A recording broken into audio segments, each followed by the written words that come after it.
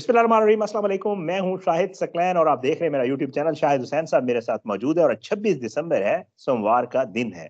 आज की इस वीडियो में हम बात करेंगे जरा मगवी हज़ारा केस के हवाले से। ज़ाहिरी बात है कुछ डेवलपमेंट्स, कुछ और नई चीज़ें और ख़ासकर जो है वो आने वाले दिनों में जो अहम मामलात होने जा रहे हैं इस केस में, उसके हवाले से जो है वो शायद हुसैन भाई से पूछेंगे। लेकिन उससे पहले ज़ाहिरी बात है, जैसे मैं आपको थोड़ी-सी बात इसलिए करना चाहूँगा कि अपनी मैं पिछली वीडियो में भी इस चीज़ का ज़िक्र कर चुका हूँ कि जो मुल्ज़िमान हैं, उनकी हमेशा से ये कोशिश है, पहले दिन से, और हम हर वीडियो में कोशिश करते हैं, आप लोगों को बताते हैं कि उनकी ये कोशिश है, उन्होंने वकील इसलिए किए हैं कि वो केस ना लड़ें बल्कि केस को डिले करें, जो मुझे लगता है ये मेरा अपना एनालिसिस है, गलत भी हो सकता है। लेकिन उनके वकला की तरफ से और उनकी तरफ से हमेशा ये कोशिश की गई है कि एक, बच्ची वालिदैन को ना मिले, किसी सूरत भी बच्ची वालिदैन के पास नहीं जानी चाहिए, बेशक बच्ची की बाकी मानदा ज़िंदगी किसी शेल्टर होम में गुज़र जाए। और साथ ये कि अगर बच्ची हमें नहीं भी मिलती तो किसी को नहीं मिलनी चाहिए। और साथ ये कि जी, अगर केस जितना ज़्यादा लिंगर ऑन होगा, शायद उनको किसी ने बताया कि उसका केस केस का उस मामले का फ़ायदा जो है वो मुल्ज़िमान को पहुँचेगा। इन्हीं 2 चीज़ों के ऊपर अमल पैरा हैं, जो मुल्ज़िमान हैं और उनके वकला हैं, और आज तक उन्होंने ये किया और इसमें किसी हद तक वो कामयाब भी रहे हैं, जो हमें देखने में नज़र आता है। बहरहाल शायद हुसैन भाई, आपका मैंने थोड़ा-सा ज़्यादा शुरू में टाइम ले लिया। बहुत-बहुत शुक्रिया शायद भाई, आपने मुझे जॉइन किया। मुझे एक तो ये एक खबर दीजिएगा, ज़ाहिरी बात है, अब से थोड़ी देर पहले आपसे मेरी बात हो रही थी तो आपने मुझे बताया, ऑफ द रिकॉर्ड तो बता दिया था, ऑन द रिकॉर्ड भी बता दें। मुल्ज़िमान में से मरकज़ी मुल्ज़िम तो ज़हीर है, मैं तो शब्बीर और उसके साथ जितने भी लोग हैं उनको सबको मरकज़ी मुल्ज़िमान ही समझता हूँ और कहता भी होता हूँ।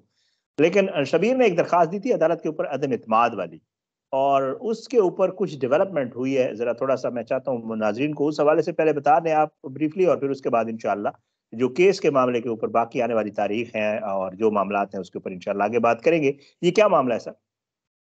शायद भाई देखिए जो मुल्ज़मान की तरफ से अदालत के ऊपर अदम एतमाद का इज़हार किया गया था ट्रायल कोर्ट के ऊपर, उसके बाद फिर आपको याद होगा उन्होंने डिस्ट्रिक्ट एंड सेशन जज जो शर्की हैं ईस्ट के, उनकी अदालत में बाकायदा तौर पर दरख्वास्त दायर की थी कि ये मुकदमा यहाँ से मुंतकिल किया जाए, यानी कि दूसरी जो जेंडर बेस्ड वायलेंस कोड है, वहाँ पर ये जी। मुकदमा मुंतकिल किया जाए। तो अदालत ने इब्तदाई दलाइल सुने थे, दलाइल सुनने के बाद 2 दिन पहले, यानी कि हफ्ते के रोज़ जो है वो जो एडिशनल डिस्ट्रिक्ट एंड सेशन जज हैं शर्कील यास्मीन मेमन साहब, उनकी अदालत को क्योंकि दरखास्त में पार्टी बनाया गया है, फरीक बनाया गया है, उनको हुँ, नोटिस मौसूल हुआ और आज शाम के औकात में, चूँकि आज वर्किंग डे है और आज मेहदी काज़मी साहब को भी अदालत का नोटिस मौसूल हो चुका है दरखास्त में, क्योंकि प्रोसिक्यूशन को फरीक बनाया गया था, मेहदी काज़मी साहब को फरीक बनाया गया था मुद्दई मुकदमा की हैसियत से, और इसके अलावा जिस कोर्ट के खिलाफ ये दरखास्त दायर की गई है, उनको भी फरीक बनाया गया था और फिर प्रोसिक्यूशन को भी इस केस में फरीक बनाया गया था। तो अदालत भी जिनके ऊपर अदम एतमाद का इज़हार किया गया है, वो भी इस दरख़्वास्त के ऊपर जो इनका नोटिस है कोर्ट का, हुँ, दरख़्वास्त हुँ, दायर की गई थी, इस पे तफ़सीली तौर पर जवाब जमा कराएगी कि क्या कौन से कानून की वायलेशन हुई है, कौन-सा ऐसा ऑर्डर है जो मुल्ज़मान के खिलाफ अदालत ने जारी किया था, जिस पर अदालत की कोई जानिबदारी जो है उनको नज़र आई थी। वो सारी चीज़ें अदालत अपना जो एक मौक़िफ़ है, पॉइंट ऑफ व्यू है, वो डिस्ट्रिक्ट सेशन जज के पास रखेगी। फिर प्रोसिक्यूशन अपना जवाब देगी और मुद्दई मुकदमा के जो वकील जिब्रान नासिर हैं, वो अपना मौक़िफ़ अदालत के सामने रखेंगे, जिसमें एक तो पॉइंट ये है ना कि अदालत का कौन-सा ऐसा हुक्मनामा है जिसकी खिलाफ वर्ज़ी हुई है, यानी कि वो गैर हुँ, जानिबदार हुक्मनामा नहीं था बल्कि कहीं जानिबदारी बरती गई है। तो आपने भी हुँ, देखा, हमने भी देखा, कोई ऐसा हुक्मनामा तो नहीं है। जो उनकी हाँ, दरख़्वास्त में इख्तियार किया गया है, वो आपने पढ़ी भी है दरख़्वास्त, और हुँ, फ़ारूकी साहब ने भी जो गुफ्तगू की है, उससे तो ये क्लियर नज़र आ रहा है कि एक तो ये है कि सर्टिफ़ाइड कॉपीज़ नहीं दी गई थी और हुँ, वकील साहब को चैम्बर से बाहर निकाल दिया था। इसके अलावा और हुँ, कोई वायलेशन नज़र नहीं है। तो उनका ज़ाहिर है अपना मौक़िफ़ है, उनकी बिल्कुल कदर करनी चाहिए वुकला की। लेकिन जो अदालती हुक्मनामा है, उसमें कोई रिकॉर्ड पर कोई वैसी बात नहीं है, जिसमें हुँ, उनके खिलाफ हुक्मनामा गया हो, जिसके खिलाफ ये चाहते हों कि अब ये आगे जाकर भी इनको इंसाफ नहीं मिलेगा तो ये मुकदमा वहाँ से मुंतकिल किया जाए। मिसाल के तौर हुँ, पर मुल्ज़मान की ज़मानत हो, 375 का निकालना हो, जी, और आगे जाके ज बेल जो कन्फर्मेशन होगी नूर बीबी की, वो भी हो, तो उनके ज़्यादातर हक में ही मामला जा सकता है। क्योंकि मरकज़ी मुल्ज़मान की ज़मानत हो गई है, तो हम ये समझ सकते हैं कि नूर बीबी की ज़मानत भी कन्फर्म हो जाएगी। यानी कि एक तो खातून होने का उनको फ़ायदा मिल जाएगा और उनकी ज़मानत जो अबूरी पे है, वो आगे जाके उनकी तौसीह हो जाएगी। तो ये दलाइल होंगे 28 दिसंबर को, कल चूँकि यहाँ सिंध में तातीलात हैं, तो परसों जी, वुकला जो है वो पेश होंगे और द दलाइल देंगे इस मामले के ऊपर कि क्या ये मुकदमा यहाँ से, इस ज़िले से दूसरे ज़िले मुंतकिल होना चाहिए या नहीं होना चाहिए? ओके। अच्छा, मुझे बताइएगा वैसे थोड़ा-सा मैं अपने और अपने व्यूअर्स के नॉलेज के लिए भी पूछना चाहूँगा। हमें ये इल्म है, हम अपने व्यूअर्स को भी हमेशा बताते रहें कि जी, क्योंकि एक डिस्ट्रिक्ट में एक ही कोर्ट होती है। मैंने ये सुना था, इनके वकील की तरफ से भी कहा गया था कि जी ये जो केस है ये इस अदालत से शिफ्ट भी हो सकता है, या सेशन जज साहब खुद भी इस केस को सुन सकते हैं। थोड़ा सा इसमें हवाले से बताइएगा, क्या चांसेस क्या लगते हैं सर? देखें अब जो हमें कानूनी माहिर मतलब एक तो ये है कि मुद्दई और मुल्ज़मान साइड के वकील का मौक़िफ़ है ना, एक एक हाँ, इसके हाँ, अलावा आज़ाद भी है। आज़ाद राय ये बिल्कुल है। है कि ये जो डिस्ट्रिक्ट एंड सेशन जज होते हैं, वो अपने ज़िले से दूसरे ज़िले मुकदमा मुंतकिल नहीं कर सकते। उनके ओके, पास वो अथॉरिटी नहीं है कि वो अपने ठीक है। ज़िले से दूसरे ज़िले मुंतकिल कर सकें। अब हाई हर कोर्ट ज़िले करे। में एक ही कोर्ट है और अगर इनको कोई ऐतराज़ है तो उसमें हाई हुँ, कोर्ट एक पॉइंट है, हाई कोर्ट में हुँ, अगर इनका मौक़िफ़ दुरुस्त साबित होता है, अदालत के जो हुक्मनामे होंगे उनका बाकायदा तौर पर एतराज़ात सामने रखे जाएँगे ना। ज़ाहिर है, ज़बानी बात ज़ाहिर है, तो ज़ाहिर अदालत हाई कोर्ट में भी उसमें ट्रस्ट नहीं करेगी कि ज़बानी आप जो बिल्कुल। कुछ फरमा रहे हैं, क्या वाक़ई है ऐसा हुँ, कुछ अदालत में रूनुमा हुआ भी है या नहीं हुआ? तो हुँ, उसका जो है हुँ, वो उनको पेश करना होगा। लेकिन हाई कोर्ट में उन्होंने नहीं दायर की बल्कि सेशंस कोर्ट में दायर की है।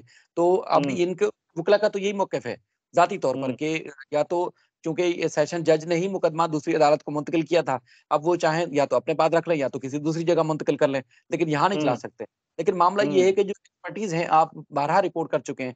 इस जी, जेंडर बेस्ड वायलेंस की जो एक्सपर्टीज़ हैं या एक ट्रेनिंग या बिल्कुल है, एक आप कह सकते हैं कि एक कमांडर हैं, वो इसी बिल्कुल है। एडीजे 7 ही हैं जिन्होंने हुँ, ट्रेनिंग हासिल हुँ, की हुई है इस तरह के केसेज़ की समाअत के लिए, कार्रवाई के ओके, लिए, उस केसेज़ को चलाने के लिए।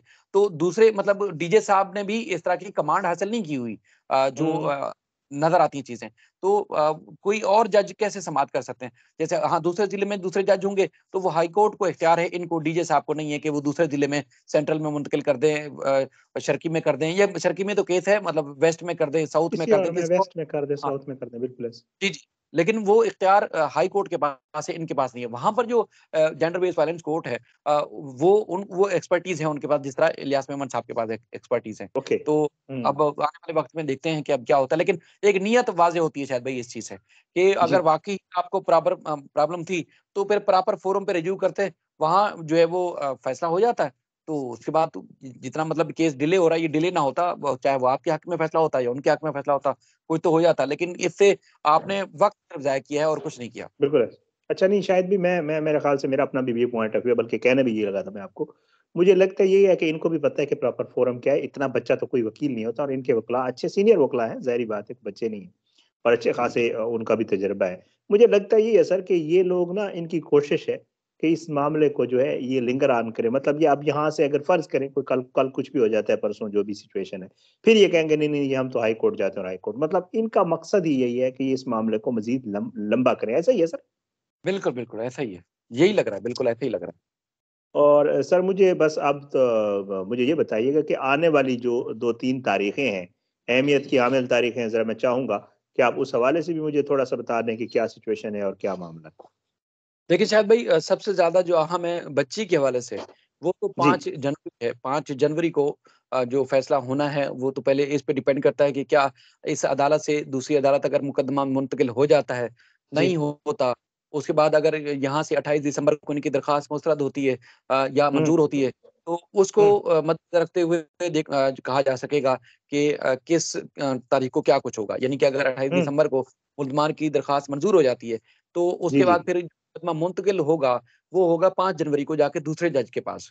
तो ओके, बीच के जो ओके। उस दिन की जो कार्रवाई है, जिस पे आप तवक्को लगा सकते हैं कि कार्रवाई हो जाएगी, तो मुमकिना तौर पर उस दिन की वो कार्रवाई यानी कि 5 जनवरी की कार्रवाई ना हो सके। सिंपल आगे एक डेट पड़ेगी और उसके बाद फिर जज साहब अगली समाअत पर ये मामले को देखेंगे, जायज़ा लेंगे और फिर फैसला कर देंगे। हुँ, फिर हुँ।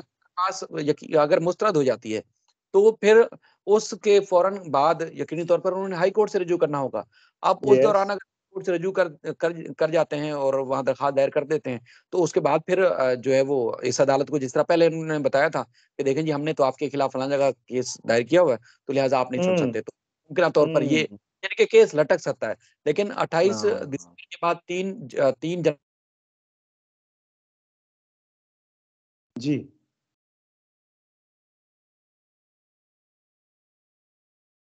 बात है कि जी। जो ख़ास तौर पर ये था कि बच्ची की हवालगी का मामला है, नूर बीबी की ज़मानत की हाँ, तौसीक़ है और उसके बिल्कुल बाद ऐसे। फिर अ, फ़र्द जुर्म आयद होने का मामला है और चाइल्ड प्रोटेक्शन यूनिट से बच्ची को दूसरे प्रोटेक्शन यूनिट मुंतकिल किया जाए, उस मामले की समाअत होनी है। तो इस तरह बहुत सारी चीजें जो 5 जनवरी को होनी है। उसके बाद फिर जो फैमिली कोर्ट समाअत थी, वो भी जनवरी के यानी कि 14 जनवरी को उसकी समाअत रखी गई है। 24 जनवरी को आप रिपोर्ट किया कि उनके वकील साहब नहीं पेश हुए थे, इसलिए कोर्ट ने 5 24 दिसंबर के बजाय फिर डेट पड़ गई थी आगे 14 जनवरी 2023। तो अब मामला ये है कि इसी तरह फंसा हुआ